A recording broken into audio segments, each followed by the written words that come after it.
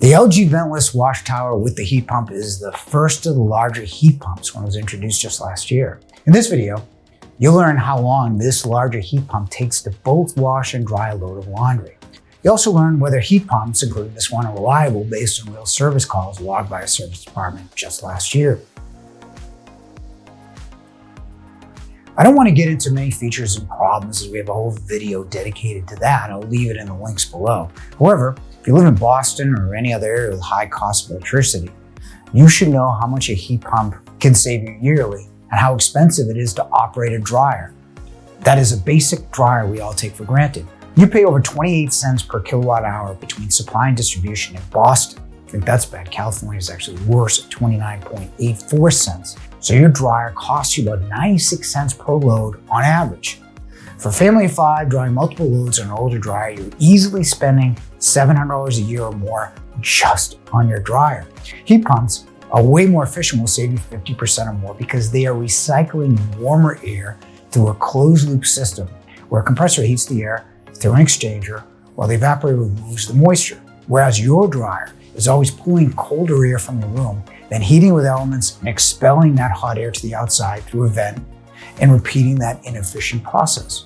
But heat pump dryers do run at lower temperatures, so first question is how long does it take to dry your clothes versus a regular dryer? So we tested it. For whites and colors, the drying time is similar. The comforter and bedding literally took an afternoon, but the WashTower is sensor driven, so dry means bone dry, which doesn't happen even in a regular dry unless you dry a couple of times. If you put it on time dry, you get a similar result. Electric dryers are reliable because they're simple. You have a heating element, controls, and a drum. Heat pumps have been around since 1856 and an HVAC since 1970s, but you have a compressor, an evaporator, and an exchanger. Does that make it less reliable? It's hard to know because we haven't had a service call yet. We also haven't delivered 50 units either, so we don't have enough statistical significant data. However, heat pumps are generally reliable as long as you're consistent about removing the lint from the dryer. And that jives with the decent reliability stats of the Bosch and Miele, although compact heat pump dryers have about 3 to 4% service within the first year.